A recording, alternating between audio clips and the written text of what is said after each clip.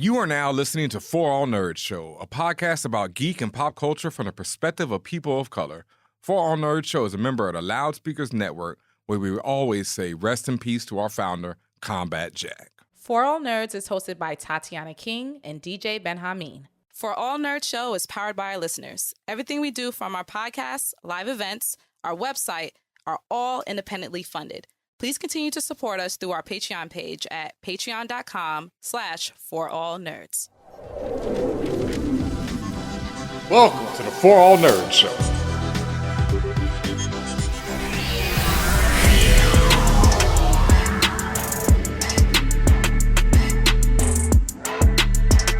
And welcome, Internet, to another episode of For All Nerds, the podcast where we talk about geek and pop culture from the perspective of people of color. And it is I, your host, Tatiana King, a.k.a. Tatiana Kang the Conqueror, the Wicked Witch of the West View, Lawanda Vision, Doc Ocky, Tesseract Thompson, The Life and Times of Sharon Carter, Fax the Destroyer, and T'Challa Bread. And this week, I am joined by the lovely Porshea, the Divination Witch. Introduce yourself, Porshea. Hi, everyone. It's Porshea, a.k.a. 90s Nostalgia Nerd, a.k.a. Captain Planned It, a.k.a. Prancy Drew, a.k.a. Porshea, the Grown-Ass Witch, a.k.a. the Mother of Modern Thought, a.k.a. Raekwanda Maximoff. What? Did you say Raekwanda Maximoff? Tens across the board. I love you. That's fantastic. That you ate. Porshea, you ate with that one. Good job. Y'all, we are back. Obviously, but if you look at especially if you're watching right now on YouTube, youtube.com/forallnerds, you see us with our Earth Witch and Divination Witch tags here because we are talking all things Agatha all along. Last week we talked about episode 1 and 2. This week we are talking about episode 3, titled Through Many Miles of Tricks and Trials.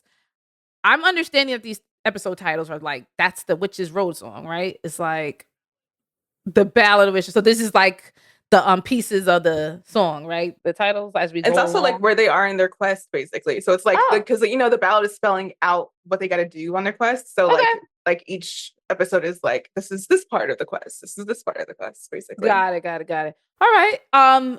We talked about how we're seated. We're loving what we see so far, right? I told you I was a little concerned episode 1, but then I said, oh no, y'all got me, y'all understand it. And now that we are truly in the thick of things, the show is on the road officially, and I am very happy with what they've come up with. Right now, Agatha all along is very imaginative. It is very fun.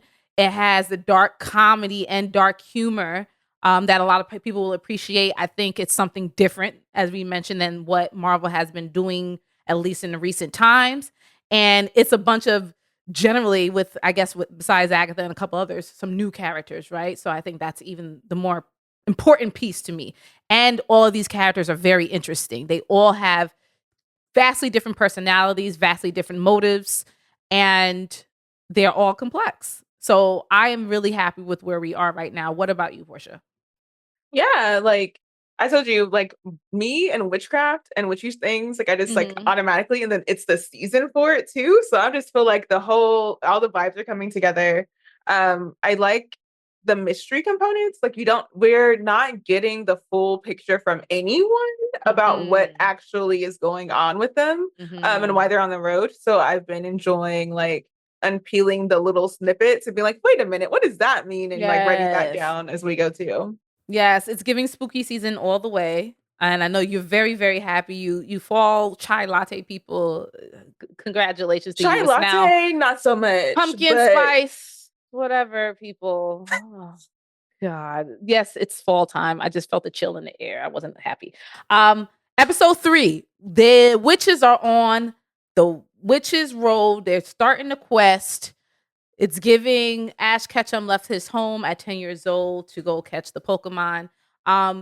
What's interesting is it's very familiar, right? The whole idea of you're setting out on a quest, right? And you have trials. That was a setup from even before they said anything, and then they just kind of reiterated. What I find interesting about Agatha all along is they're giving you all the answers in your face, and they're very explicit, obviously, with setting up what's happening on screen, and whether you know it or not, all the fucking answers are there already. I watched this episode twice, and obviously on the second round, I saw all the things I missed the first, where I'm like, damn it, they told me what was going to happen at the end of the episode in like scene 2, right? So we have the coven on the road, and they still have Mrs. Hart. Actually, her name is Sharon. They got her with her, and I was concerned about Miss Hart this entire time. I was just like, this lady ain't got no powers. She's not a witch, and she got dragged down here. I don't think she's gonna make it. When you brought it up last episode, I was like, I'm not gonna say nothing because we gonna watch and we gonna see and we're gonna see what happens. I just wish that they had been more concerned about her as like, for me, when you bring someone on a trip and you know they don't have the same like tolerance or whatever as you do, you watch out for them a little bit more because you're like, that's the person that we got to watch out for. She don't got it like the rest of us. And I feel like it was kind of natural for her. She's kind of like, not necessarily like the mother character, like a mother hen of a friend group, but she kind of was. Like, she was like looking out for Teen and the rest of them in a way that none of them were looking out for each other. And I just like sad for her that like she put more care into her interactions with them than they ever put into her, and they needed to be more thoughtful to her. And that's kind of the point. Mrs. Hart is a tragic character all around. You saw what she went through in WandaVision. Even in this episode, at the point where she's hallucinating and she's remembering that point where Wanda was asphyxiating her husband, right? Choking her husband till he couldn't breathe. And she's like, Wanda, like, I just kept feeling like from the beginning episode, I just kept feeling bad for Mrs. Hart. I was just like, she's not supposed to be here and she cannot survive this. Like, this is not her lane whatsoever. And yeah, it's nice to have a little bit of comedic relief, but her ass don't need to be down here, okay? Like, this is the friend group going to Miami, and this is the one that ain't got the money to be down there with y'all, right? This is the one that got $100. She what? She didn't ask. Like, she didn't ask. That's the other part. She ain't asked to be there. She was essentially tricked to be down there. And this, obviously, as mentioned, this is on purpose. As mentioned of her being the tragic character, this is on purpose that she has been put into this space, this characterization, and then you as the viewer, you're latching on her. You, especially if you saw WandaVision, you already know her plight and what her story, what she's been through, and you're already sympathetic towards her. And now she's thrown in the mix with selfish ass Agatha, and Agatha just, as typical, and I'm sure that she'll have her hero's arc, but as typical, she has no thought or care about the purpose or the reasoning for Mrs. Hart. She's just she calls her Mrs. Hart. Excuse me. Her name is Sharon. I'm doing the same thing. Her name is Sharon, but she's calling her Mrs. Hart. She's calling her slave name from when she was in the Hex. You understand? Like, it's like, to your point, she was afforded so much more care, and I don't even blame the other members of the coven because they don't know that lady. This is the first time, and they were saying from the beginning when they first stepped on the road, "Hey, yo, she ain't supposed to be here." Like, Miss Kale was like, "Oh, why is she down here? She ain't one of us. She's a tourist. So how are we supposed to deal with this?" And right away, she almost fucking dies in quicksand grass, like, immediate. And it also left a question for me, like, why would you walk away from the group when you're in a place you don't know? But whatever. I feel like she was very much in it. Like, that's real. Like, that is legit a question. But like, I also feel like part of her was like, still stuck in this like mindset that she was like, oh, the only thing that can be down here is like, I'm part of the historical society. It's not underground. Like, you know what I mean? She's like, this isn't real. She's kind of like not clicking. Disbelief. It was clicking, but she was in denial. She was like, but really?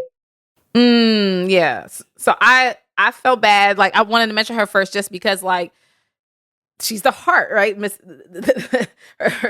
Sharon was the heart, and she was the innocent, and to me that's the greatest thing. She has been innocent this entire time, and unfortunately by the end of this episode suffers the consequences of her innocence in what I believe to be, I haven't seen episode 4 yet, I believe to be her death. And I'm wondering what are the recurring consequences thereof that will happen to each person, and also if this is indeed a permanent death, how that's going to affect Agatha and the rest of the group. Yeah, that was my question. Like, episode 4 does not raise any questions to her death. Like, it just continues it. So, yeah, that was my question. Is like, is this a permanent death? Like, when we get to the end of the season, like, is there not going to be some kind of like option for resurrection or something? We just don't know what the road is going to look like. And I think it's interesting. Two things. One, I think it's interesting for her to be the heart of the group and have left so early. That usually that, like in other stories, you tend to see that have some kind of like lingering effect that ends up being something that they like have to do something around later. Yeah, I think if this is indeed the true death, I think she suffered enough, and and maybe they were like, we're not going to drag her. Like, first of all, she's not. Let's be real. She's not supposed to be down there. She's not supposed to be up in witches' hell, which is Miami, with the rest of them. Like, and as you think about it, it's like, how is she going to, like, all you would see if they did keep her, it was trying to keep her alive, right? Like, it would be constant bumbling and things happening, whereas like, save Miss Sharon, right? And as a story, you don't have time for that, right? We got someplace to be. Literally, we got someplace to be in this story. And I could understand why. And the whole idea of her not suffering anymore, like, she's been through so much already. She's as you say, she's in denial. It's like clear what's happening, but she don't want to believe it. And she's just thrust into situations constantly. It happened for 3 years in WandaVision. And then her husband died. So like, she's been living alone and all this other stuff. And it's just like, it's almost a put her out of her misery type of thing, but it's fucked up. For me, I'm kind of like hoping that, maybe if she didn't die a true death, maybe she's already back in Westview. Like, maybe this is her symbolic death on Witch's Road, because she's not supposed to be here, but she is in a place where she's supposed to be, which is Westview. Right. That's gonna happen. I hope so, because she didn't deserve She didn't deserve it. And she was looking out for the kid. So that's one of the things that, like, what I wanted to get into a little bit was like, what do you think caused her death? Because I was watching this episode, and like, this is like the second or third time. I'm like the first time I watched it through, I kept going back. So it's kind of like, I don't know, the third time. And I noticed that when they did the potion, everyone put a hair in, but no one went to get a hair from Mrs. Hart. So did she get 3 times poisoned because she had 2 cups, one for her and one for the teen? And then the antidote was actually because she was breathing, and they were able to get her to, like, she was moving whenever she like gave her the drink. Yeah. So did her ingesting the antidote without her actual like being part of it, did that do her out? I didn't even think about that, Portia. I didn't realize they didn't get her hair. And you said you saw it 3 times. They didn't get her hair. That could be where it's just like, unless you're involved, you can't. I also wonder, is it also because she's just not of magic, right? But it's like, they didn't do, like, she wasn't part of the antidote, and she needed the antidote. If it's like supposed to be, because like, and that's weird that the potion glowed in like the right color without her hair in it. You know what I mean? Because like, it was like, oh, it needs the blood of an unpoisoned, and then it started glowing. But why wasn't it like still like glowing? Because like, and the clock kept ticking because she didn't get to have the antidote. Oh, so is that like a hole in the story? Because you're like, how can it be both? How can it be you did the spell correct? Because according to Miss Kale, I go call her Greens and things. According to Greens, you supposed to everything had to be in a particular order, and everybody of the cup. But I think she said of the cup. Well, technically, Sharon was of the coven, and she drank 2 cups, and she did suffer the same poison. So you're right. How can it both be the antidote is correct because it glowed the correct color, but at the same time it's incorrect because it was missing a hair. Okay. I thought about that, about exactly how she died, but I didn't think about it that deeply. You're right. That's weird. I thought maybe it's because she had 2 cups while everybody else only had 1, and so maybe she was like extra poisoned, and it was just too much time. It was like too late. It also could be to that point, like it doesn't matter. Like by the time they get the liquor down her throat, it was already at the 0 mark, and maybe it wasn't what I'm trying to say, a buzzer beater. Like maybe it really was just too late. I don't know, but your point makes a lot of sense. I was looking. I was like, what is the answer? Damn, I didn't even think about that. What I had said earlier about like all the answers were in your face, they telegraphed her death very, very early on, and not just from the sinking through the grass. Once they walked up to the house and they were just like in marvel about it, Miss Sharon said, "This might be the end." And the camera lingered on her for a little bit and lingered on that line. I'm like, around the second watch, I said, damn. I was like, damn. And then she said she wanted to die in that kitchen. Right. Then she kept alluding to death. I would die in that kitchen. That for her, she's sinking through and you know, she's not coming back up. She's everything that it was just like there were at least 3 chances or 3 points where, and I think, you know, bad things come in 3 cities. It was 3 points where it was just like, this is the telegraph to your death, and then it fucking happened. And then of course, like in that same scene where I mentioned where she was just like, this is the end, right after Teen says, and it was weird too, upon second watch, he's like, well, upon the first watch it was weird. He goes, well, that would be a bummer. And everybody even Agatha look at him like, nigga, what you mean? Why would you not want this to be the end of the road? And I'm just like, see, and we're gonna talk about him next. That's why I'm like, wait a minute, there's something up with this kid. There's something's not clean in the milk on this one for obvious reasons, but also it's just like he's saying weird shit. And for example, you're down here in Witches Miami, and you know it's like the worst stuff possible. Agatha don't even want to fucking talk about it, which was pissing me off because bitch, does she not want to talk about it, or does she actually? Because like, here's my thing, and I didn't want to talk about. Keep going. But like, Agatha said she did this road before. I'm not casting aspersions, maybe, you know what I mean? But here's where my doubt sets in. If she truly did the Richards Road before, wouldn't she know she couldn't cheat? Because wouldn't she have gone through a trial where she tried to cheat before and then it didn't work? So why would she do it again? Like, why would you? Because she's trifling as fuck. You know, Portia, you may be 100% right. And it may also just be that because that's her character. She's trifling ass bitch. And that's her nature to do subterfuge, to cheat at shit, to like, because if, say for example, it was real that she did go down there, well, you still needed a coven to go down there the first time, right? She did her niggas wrong the first time, right? So she still got what she wanted. So what's to say she's not doing that same thing again too? So it could be what you're saying, or she could just be her. But if the road won't let you cheat, she could be lying. I don't know.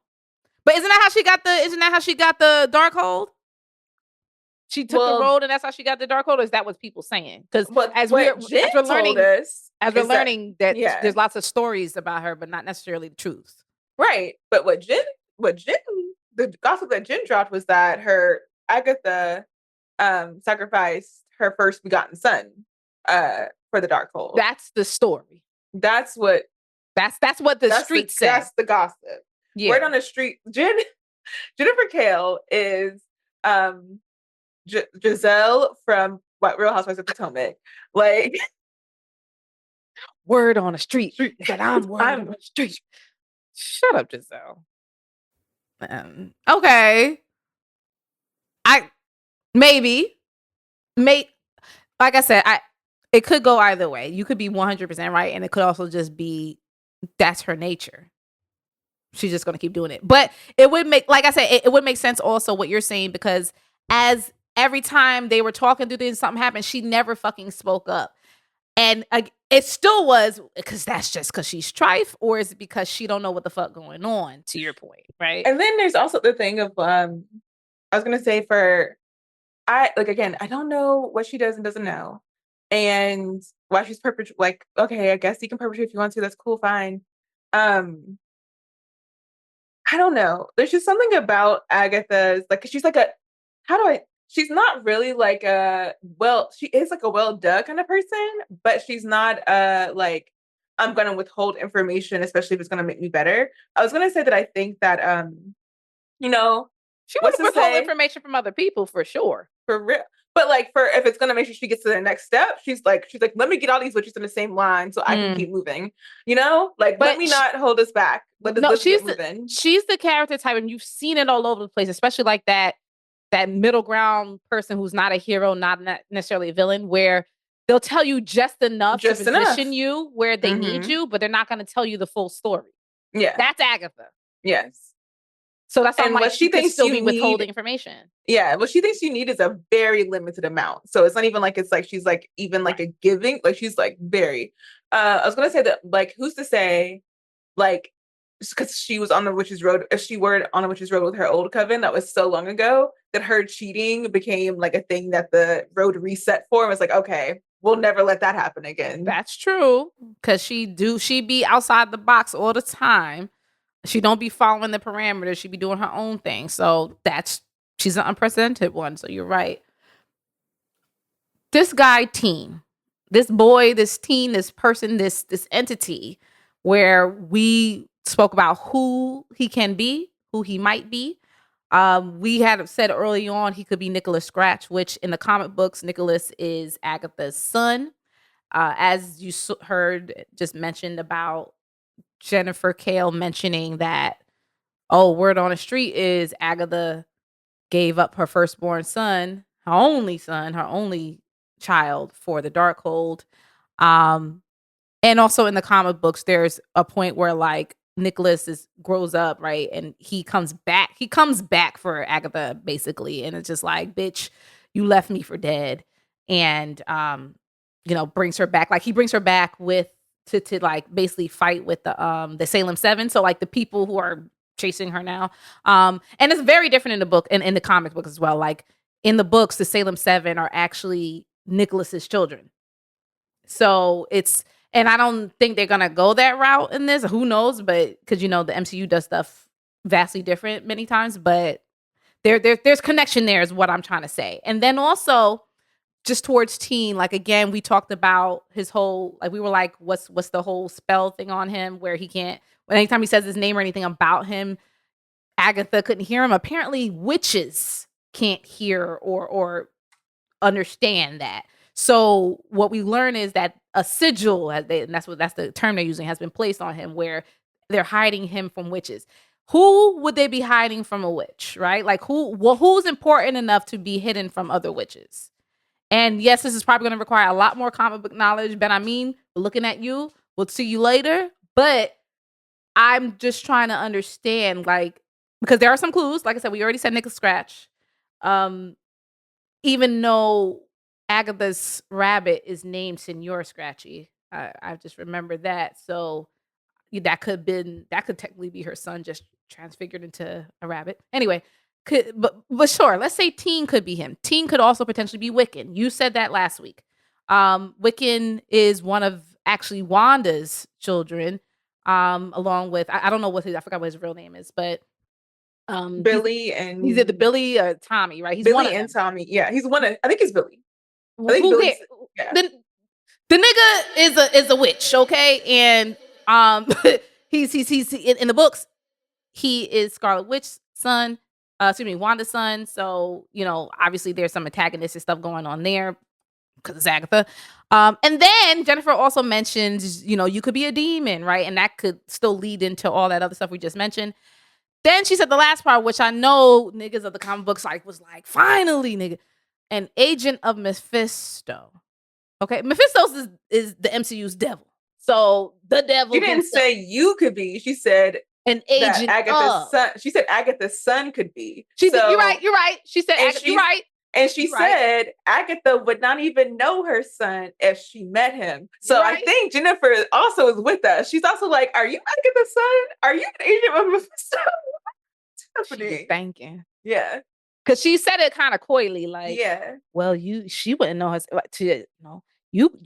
son could be this, and looked at him like, Who is you, nigga? Where your mom stay at? And that's the thing. I think when the episode starts, and this is what I get for not looking at my notes as I was rewatching it today. There's something that the teen said, like early on in the episode, where it was like, "Are his parents in a bespelled sleep somewhere?" Because something that he said. Because he said when they was like, because Jennifer says like in a slighting kind of way, "Where are your parents?" Just like that, and he goes, "They're probably asleep." He said it real like regular degular. They're probably asleep. See, Portia, this is why you the divination witch. You be divining shit. That's what's happening. You're right. He could be under a goddamn spell. A spell of what? Who put him under? What's going on? Who is this boy? When he tried to speak his name again, the sigil appeared. I was looking at the sigil again before I just basically saw it as, oh, it's just stitching. But it was a very particular type of squiggle. And it was giving the letter M a bit. It was giving. It also could be a W. It could be both of them at the same time. It was giving M for Maxima or M for Mephisto. Okay, now this is me like. It could be M and W. It could be Wanda Maximoff. It's both at the same time. Could be NWA. Okay, I'm reaching like Mr. Fantastic right now. I'm just saying there could be a correlation. I'm just saying. But he's been saying some weird stuff and increasingly saying more and more questionable things to where you are having reactions from the other characters now, including Agatha. We're looking at him like, why would you say that? You know what I mean? Like stuff like, yo, we're trying to get off this road. Why would you be upset that it ended? When, you know, and he's extremely knowledgeable. Not that you can't be a knowledgeable teen, but he's more knowledgeable than maybe the next teen. So I was just like, are you truly just a stan, or is there something more? I also want to note that, like, okay, I don't want to, like, we'll go where it goes, but when he's talking to Alice, the protection witch, on the couch, so what we see the teen doing is ingratiating himself with every witch in the coven in a way where they're kind of like, you know, are kind of like, they kind of have warm, at least non-Agatha emotions towards him. Agatha has also warmed up to him. Yes, but like really quick for some reason. Not how they feel towards Agatha. Like they have a different, because like Agatha introduced them to him. Right. They could like put like their same like ugh for Agatha onto him, but they like are slowly warming up to him where they don't have not to Agatha yet, right? And when he's talking to Alice is like, yeah, she opens up and she says something very, like, she had her mother made her get a tattoo when she was 13. Right. While they were on the road. And teen says, I also had something very traumatic happen to me when I was 13. Right. Boy is 16. Peep this. 3 years ago was Wanda and Westview. That's Wiccan. Or was he one of the children whose parents are still did his parents not wake up after Wanda? Like, what's happening? Damn, Portia, context clues is amazing. Nigga. Oh, shit. This is good. This is why I like this show, okay? It's making you think. Even though there's so many things being thrown at you with like the answers, it's still done pretty artistically in a way where it's like it could lead to a lot of potential answers, right? I like this. Another thing that was thrown at us from the very beginning was the nature of this trial. So as we learn that as they're going to be going down this road, they're going to be facing a trial that tests each one of the witches' specific specialty, right? This first trial was about the potions because we were talking about poisons and antidotes and whatnot, and greens was up first. Oh wait, sorry. One last thing. Yeah. Before we get away from like the teen and his sigil.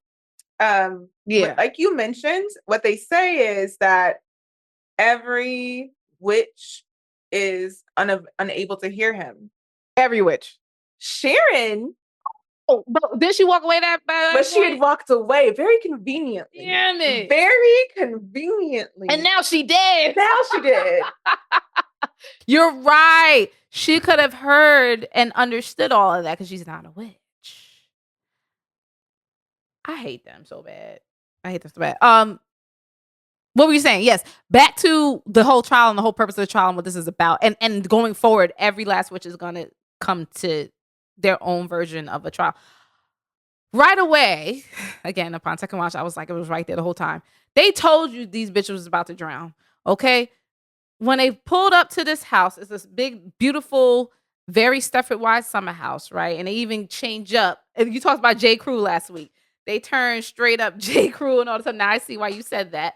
Can I also say that, Yeah. like, as an ABC fan, Desperate which is also Housewives. Disney, Revenge is set on Long Island, and that looks like the summer home of like the rich people that Emily Van Camp, who is Sharon Carter, that she was messing with in Revenge. It looks just like their house. I'm like, is this the same set? Yes. For you? And I'm fine. Recycle, girl. Let's keep the planet friendly. But it was like, wow, are we? It might be because that is what the show is also imbuing. Literally is imbuing when we talk about magic and we talk about just practicality. They're imbuing from the credits. You see that all the stories and pop culture witches and things. And there's things that they say and do within the episode, each episodes that are actually callbacks or references to other stuff. We mentioned The Craft. We mentioned obviously the Toil and Trouble witches, the witches going down, through that scene of the witch, I think it's from Sleeping Beauty or whatever, when she goes down into the floorboards. Snow White. Right. Like, and yes, damn near all of them are all like potentially ABC/Disney owned. So, and some type of connection. So yes, good observation. That house being all of that, very Revenge, very Stepford, very Hampton, very Sag Harbor, yes. That's all beachfront. That in the back of the house, when they look at the back of the house, there's like two umbrellas. They at the goddamn beach. On the porch, there's like a pillow that has a picture of a crab on it. In the house, as you're looking at the scenes, all the photos on the walls are women in water, floating or like kind of like descending in the water.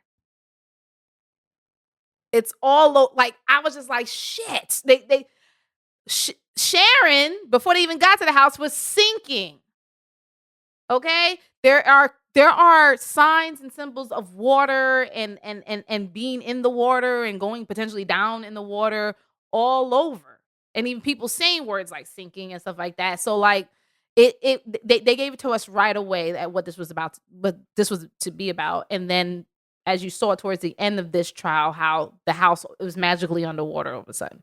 Also, Agatha tried to, whenever she got caught out for trying to like cheat out for trying to cheat, she's trying to break a window. The first thing that happened, that same window she was trying to crack open is the same one that started slowly cracking and leaking water into the house. Kill us oil. And maybe like, if we go about your thought notion that they redid the trials to like compensate for Agatha's treachery. They was just like, oh no, bitch, anything you do, you're gonna put your crew, you're gonna put your gang in danger, right? But gang in danger, what you yourself do? As well, because it's your fault. You're in it. You're with them, right? This is all your fault. You're not gonna win the trial. I think that like I'm interested. Like I really like that. Like the Battle of Witches Road does kind of spell out like how the sequence of the trials and like the different things people are gonna do. I think it's also interesting that each person's motivation, for like why they're on the Witches Road is tied to like what trial they're gonna have to go through and like what they need to do to move on. So like Jennifer's problem is that her magic has been bound and she's trying to unbind it. So for her to craft potions, she has to think reverse engineer. When she's given the antidote, she has to unbind her mind and like remember and like find an education. For Alice, she has like protection magic. And so she's on the road. Her motivation to be on the road is to find her mother, who is supposed to be her protector. So that's like an ongoing thing. And then for divination, like the divination witch, like Lilia, she has to think through like reversal of fortunes, like how, like, like knowing because so she says in episode 2 that one thing about knowing the future is that she was actively run out of town. She's kind of like, she's also a tragic figure, like from Greek myth Cassandra, where she was very accurate in her predictions, but they would run her out of town or just completely ignore her. And then whenever something happened, they'd be like, oh, and then they'd run her out of town kind of thing. And so for her, I feel like what we're going to see, like when we see each trial happen, it's going to be that person having to do the opposite of what their like training is to do or whatever. Like you're like Jennifer has to reverse engineer. Like what is protection going to look like, you know? Especially if she's looking for her mother. And then divination, what is like the opposite of like knowing the future going to be like? It's rooted in the past. We did see her past as her vision whenever they had their hallucination. Let's talk about their hallucinations actually, because to the idea of these are very distinct and very, let's face it, could be terrifying visions that you see, traumatizing. That's the better word, traumatizing visions. Who have the vision? So again, I feel so bad for Miss Sharon. Miss Sharon, seeing her like she's back in the hex, seeing her husband getting choked out, like, and she's unconscious too. Like she's not even like in a state where she can like, you know, trying to like get her mind off of it. Like, and that broke my heart. Her saying, Wanda, please let him go, please.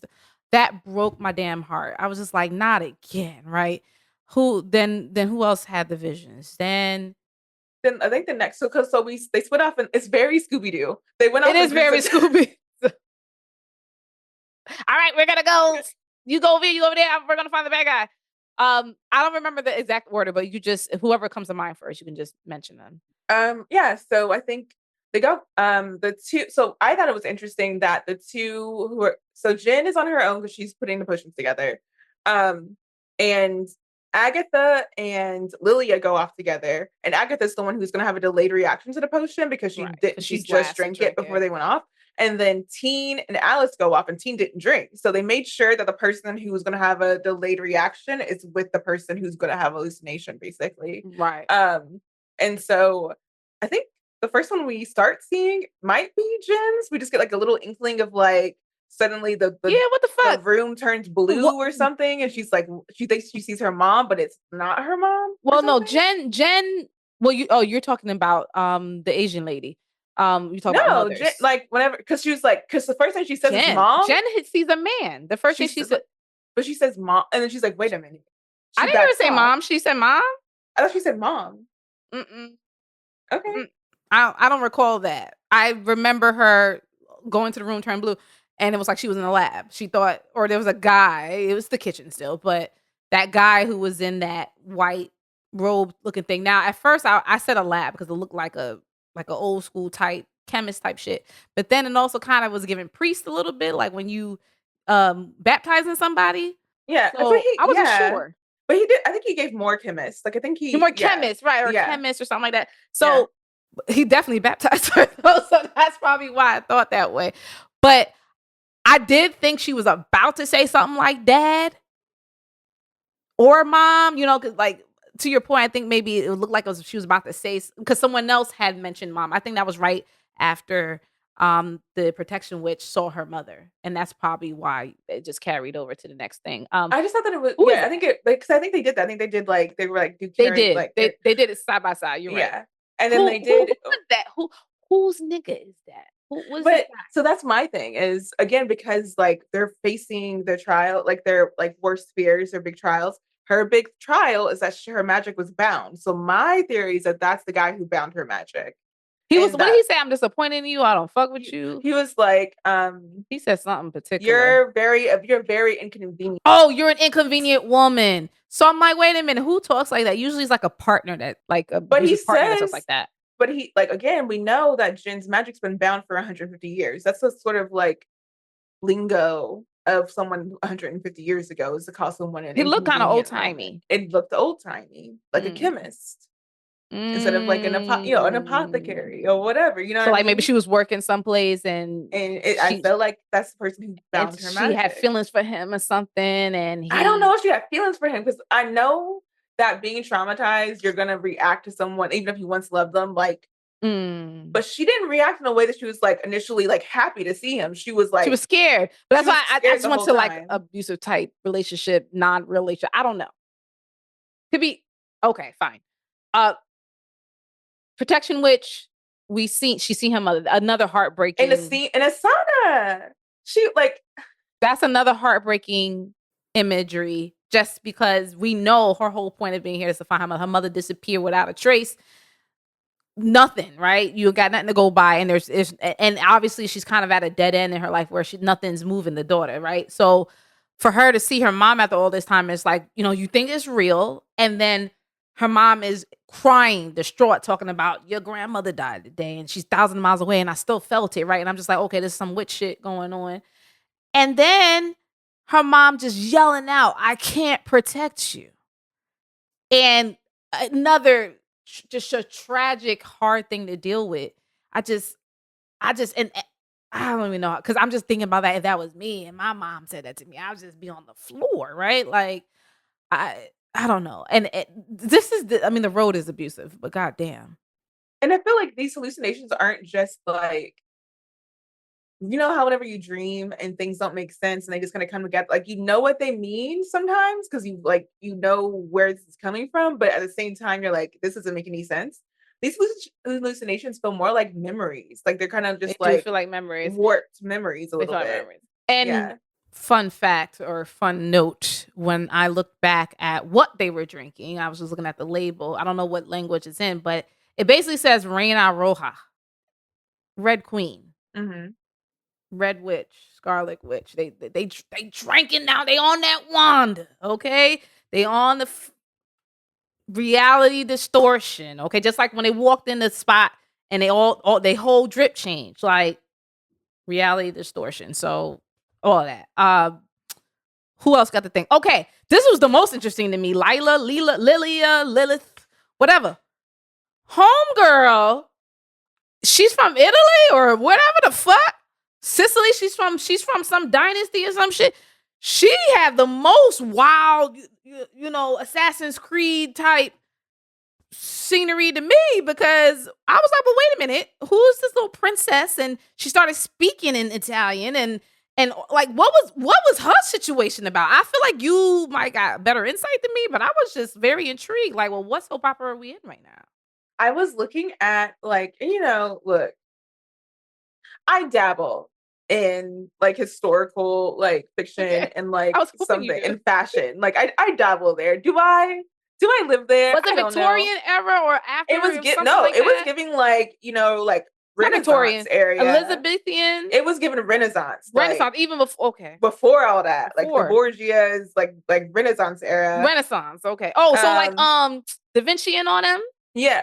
But a little bit after even Da before Vinci, that, but, girl, I ain't been after Da Vinci, but before. Well, but anyways, it gave like possibly the timing of the Inquisition, because like the Spanish had the Inquisition, but so did the Italians. God, and she's a witch. She's a witch with the. That's when they was burning them. They was burning them for less. And it's funny, but not funny, haha. When she talks about like, because like at the end of the episode, they get out because the gate out of the house is through an oven, and she says, "I once had a friend who died in an oven."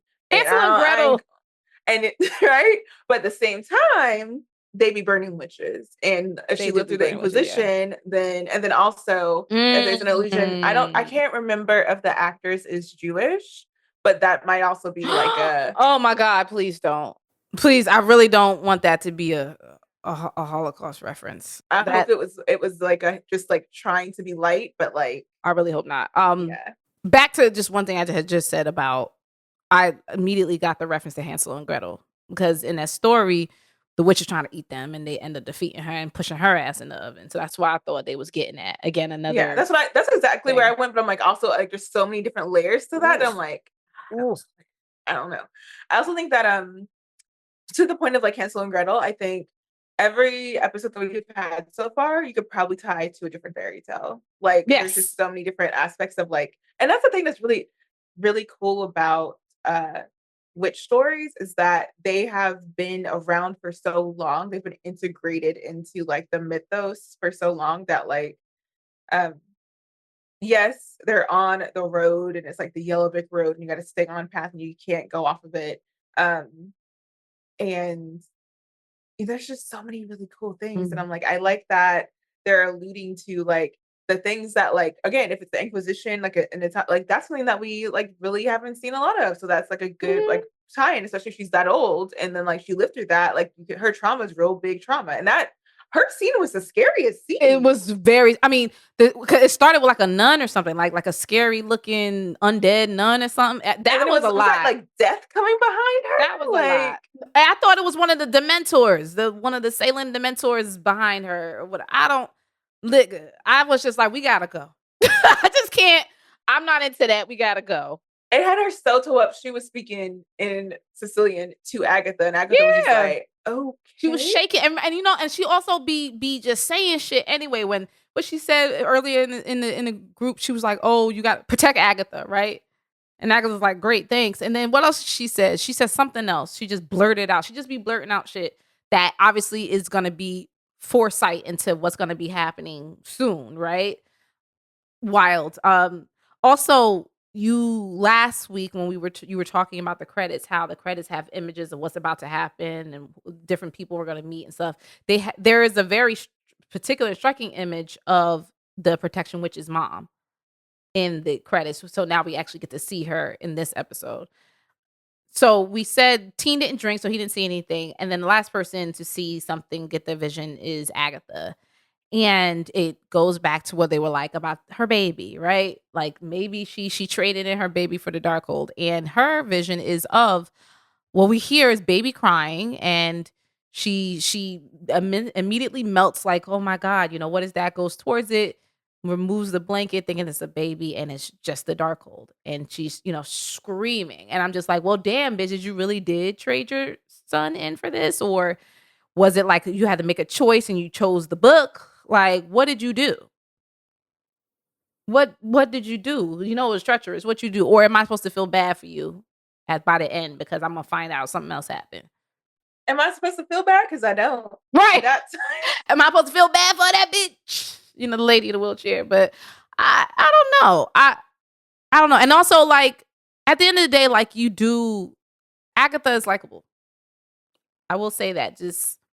I think she's likable in the way that people can relate to, like, your selfish part of you have a selfish part of yourself. And so when you see someone acting from a place of selfishness, you're like, I don't love it, but I see where it's coming from. Like, it's like it's relatable in that way. Right. I don't know if I don't know if likable is part of it, possibly, but she's relatable more. She's relatable. Yeah. You're right. She's relatable. I say I like that bitch. That bitch is crazy.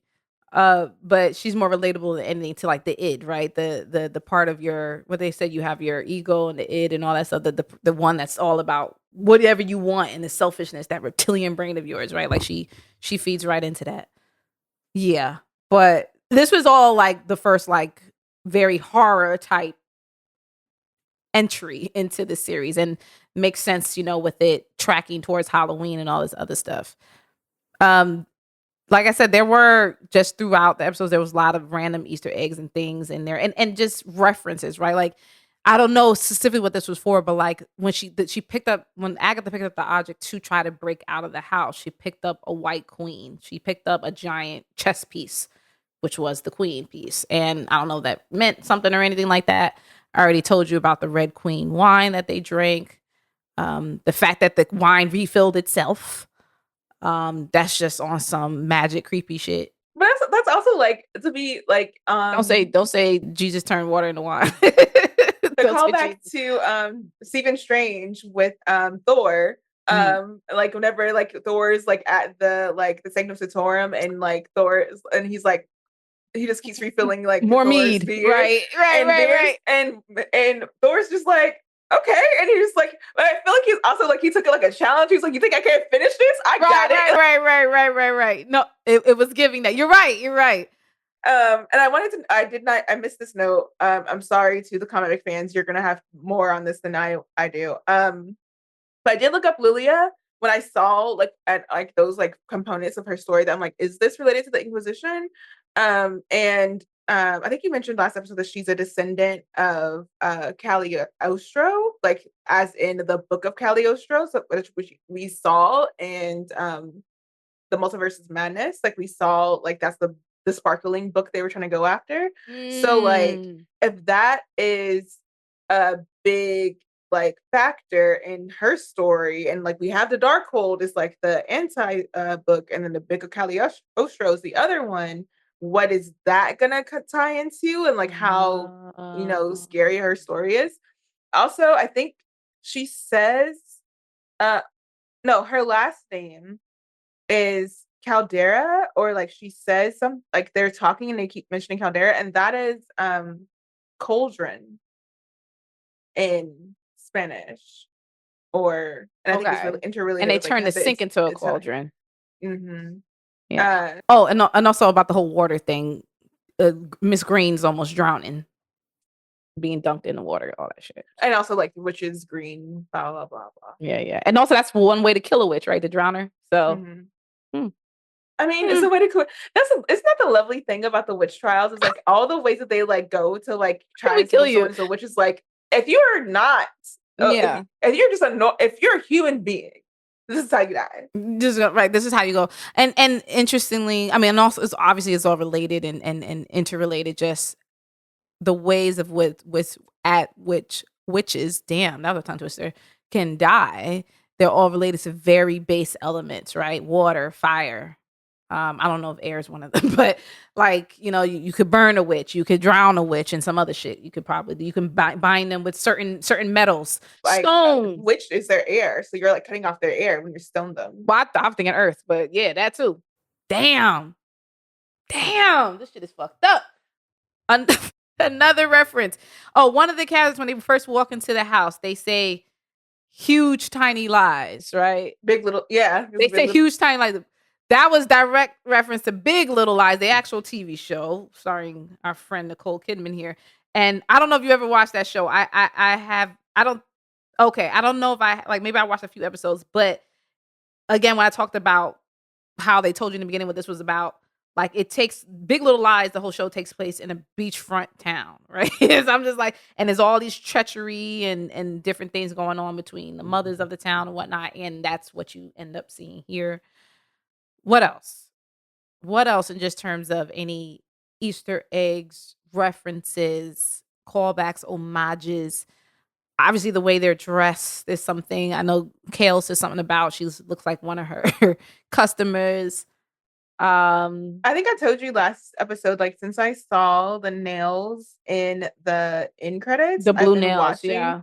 So like that's something that they actually did make sure that like when they had their like reality work, everyone was with a cute little French set with either a square or an oval cut like nail set or whatever. And then as soon as they came back on the road, they had their regular nails again. You're right, because Agatha did have her nails, and I was checking out her nails. So did Jennifer. So did all of them. Even Alice, she had like they all had their nails done. I didn't see the teens, but everyone else had their nails done. I think no, because they just made him because they got rid of his eyeliner and everything else, right? They just made him like super J. Crew, right? So, okay. And what else did I see there? I don't know if you saw anything else and even like just any inklings about what's gonna happen. I mean, I don't know if you saw all of episode 4. I think you did. So obviously, don't tell me anything. But like at the end, besides Sharon being dead, now what? like what? And what do they do with her body? Like, oh Jesus! That and like now that we've seen their traumas,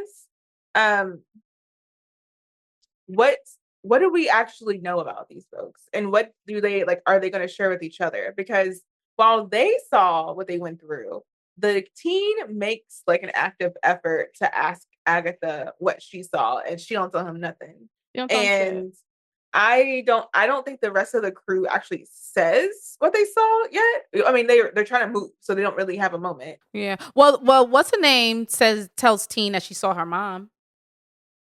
Alice is pretty forthcoming though. Like of all the witches, like Alice has been like the most like straightforward so far, I think. Yeah. And also they didn't have time to like really have a therapy session, right? Like they were trying to get their stuff together. I did find it interesting that Agatha was being has been and is particularly in this episode being very protective of Teen. Like at first she was just kind of, it's like on one hand, like she was just kind of being, negligent mother when he was like, "Can I have a drink?" And she was like, "Yeah." Right. And everybody else was like, "No." And then Sharon, because she was being the mother hen, it was like, got it. Like, let me take it. But then fast forward to almost the end when they were like, "Nah, you got to drink this, Agatha." And he was just like, "Well, if you don't do it, I will." And she was just like, "No." And she said no with a very forceful tone, like, and to me, a protective tone. And Kale looked at her like, "Okay, bitch, like, you care about this one? Like, why does it matter?" So, and Kale was clocking it all because, she had that side conversation with Teen. So I'm trying to see how that's going to be a play as well. That I could see that being a big play. I just need to know who this boy is. That's the big question in the room. Here's my thing. I do think that it's like a worthy like mystery. I do think it's something that we're gonna like. It's gonna be a payoff. It's gonna be good. It's gonna be worth knowing. But here's my thing about having a mystery presented to you from the beginning. It's usually hiding that there's something else you're supposed to be paying attention to as well. The answer, what Ben has always said, he says the answer is given to you from the beginning. Like they're not gonna introduce somebody random and say, "Oh, that was the answer." Like the answer is there, and we just don't fucking know. But not just the answer. We're not paying attention. That's one mystery. Is there a bigger mystery that we're not paying much attention to because everyone's eyes are on this one? Like, what are we? That's why I'm like, this is a clue over here for something else. Here's another clue. Why don't we know this much about this person? What's going on over here? Because we know Agatha hiding stuff. We know what's being set up is like a tie to the team's like identity. Basically, it's like, oh, is he her son reborn? Right. Like, so it's kind of interrelated to the teen mystery, but it's like, what are we missing? Is there something about the witch's road that we're missing? And like these particular witches and their questing, like, is there there's something? And I also feel like they're not gonna. It's like as much as everything's being given to you, I also don't think they're not gonna be that obvious. Like for it to be the son, right? Like, of course we're gonna suspect him to be the son, right? And if that does become the thing, it's like, okay, it's obvious. But to your point, it's gonna be another twist there that we're missing completely. Especially because of like the Salem. Is Agatha truly safe on this road when the Salem 7 are breathing down her neck, and they're also a coven possibly? So I thought them niggas it would be there by now. Like they reopening that door. Like at first, they closed the door on it, and it just seemed like they'd be good. But I'm like, to your point, they a whole ass coven too. They could open that bitch easy. I thought that was one of them in the hallucination that Lillian had, or Lilith, or whatever her name is. So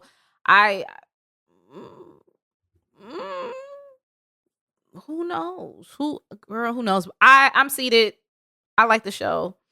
They're doing the thing. I loved all the TikToks of people like getting into it when they were singing the song to get into, Hell's Miami, so to speak. But yeah, I'm good. I just need them to be careful with the scary. No, as long as it's not gory and bloody and stuff like that, I'm good. But are you like a fraidy cat? No, I just don't like it. I think it's disgusting. I hate the gore part. Gore. Yeah. No, like I'm not like most horror movies don't scare me. In fact, I think they're silly. I don't find that scary. I just particularly don't like gore and just nasty for sake of nasty. It's not my thing. Oh, I don't either. I like creepy things though. Like I like things that are like, actually, it's gonna be interesting. Like hopefully they don't put too many like Fear Factor-esque things in there. You know what I mean? Please don't. I don't want. I don't need that. Like you got to eat this and do the. Please don't. I'm more the things that make that are more scary to me are like stuff like Final Destination type shit, where it's just like, yeah, it's improbable, but it's like this could happen. But it could. And I love how traumatized our generation is. Like anytime a log show, everybody's like, nope. I've literally, if I see a truck full of anything that look kind of funny, I am not driving nowhere near behind that truck. In fact, I'm getting the fuck out the way the moment I can. Not doing it. Y'all got it. And I mentioned the Fear Factor stuff because I think that Jennifer Kale, she kind of plays around with that when she's like saying the ingredients for things. She's like the excretions of a social insect or whatever. And the teen is like, Intrusion, social insects, some shit like that. I'm like, huh? And honey, and that's what I'm saying. The teen knows too much for him to be like, oh, you mean honey, nigga? How you what? the teen is carrying a notebook too. Like they have whenever they had their outfit changes, Agatha kept her brooch. Alice was able to Everybody keep her kept their talismans. amulets. Yeah, and then the teen is like, wait, where's my notebook? And he had his notebook on him. That's his amulet. Oh, Darkhold's notebook, coming amulet, imbued with powers. What are we doing? That's suspicious. Suspicious. Oh, and just the last point. I don't know if you had any more notes or anything, but the last one, could they keep is a different song at the end of each episode. This song was "Heads Will Roll" by Yeah Yeah Yeahs. I don't know. So that was I love Yeah Yeah Yeahs, by the way. Like I recognize. I think Karen. I recognize Karen, the lead singer. I recognize her voice right away. But "Heads Will Roll" and it's about death. I don't know. So that was my thing, is that like initially when I first watched them, I was like, are they all different songs? Like, but the first two episodes are the Ballad of Witches Yeah, the first two Road. episodes, yeah. And I couldn't tell if it was the different versions. And then if you notice on YouTube, they released Disney released the Ballad of Witches Road, the Sacred Chant version. Right, you talked about that. So after it dropped the episode or whatever, I want to say like earlier this week they dropped this one. So does that mean next week we're going to get another version of or the next time we hear about of Witches Road, we're going to have another version drop on YouTube like a week or so after? You know what they said? Like when they was on the road, there was nothing there. They turned around, the house was there. They said, was that there before? Agatha says, stop asking that question. And that's what's happening. But something like these niggas is going to lie to us up and down during this series. It's going to be sleight of hand, tricks, misdirection, treachery. It's going to be subterfuge. All of the words we're going to get. All of it. All of the magician's tricks shit we're going to get. And I think it's going to be a fabulous time.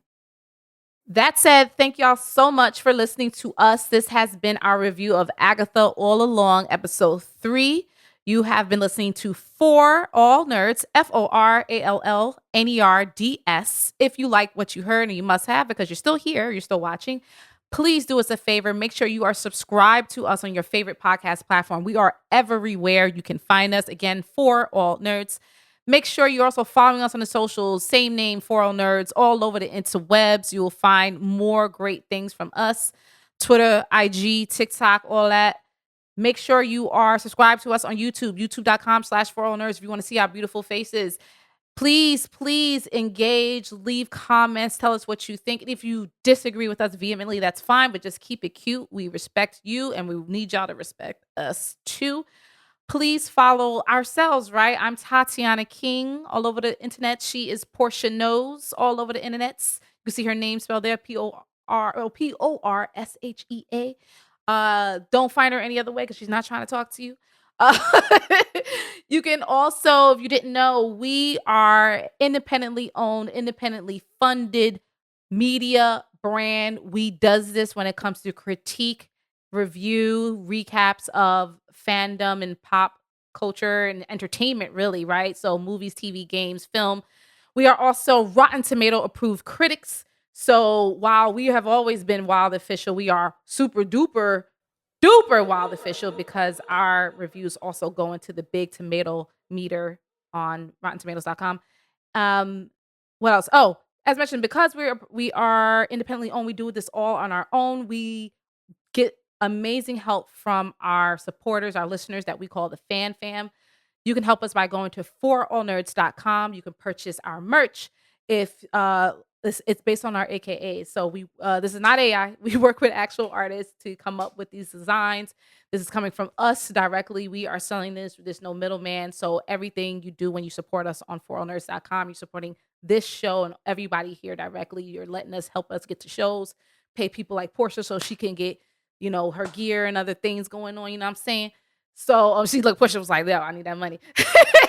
So, and also pay amazing people like our incredible engineer, Luna. Also, Joel, love you. He's basically our social media lead. And also, please go to Patreon, patreon.com/forallnerds. Please be a recurrent fan member, financial member, if you will, because you guys on the Patreon get access to Patreon only episodes where we don't release it anywhere else. You probably get first dibs on things like giveaways, or access to like screenings, things like that. And you're usually the first to know any big news in general. So please consider joining the Patreon. And other than that, just want to say thank y'all for listening. Appreciate you. We're going to be back next week with more Agatha All Along, more shenanigans, more jokes, all that. We love you. Peace. Fan Bros, F-A-N-B-R-O-S, for all nerds. Fan Bros, F-A-N-B-R-O-S, for all nerds. Fan Bros, Fan Bros. Hey y'all, thank you for watching this For All Nerds video. Whatever video it was that you just watched, make sure you hit these buttons below. Press all those buttons, that like, that subscribe, whatever you see right below these fingertips right here. Just hit them, hit them, hit them.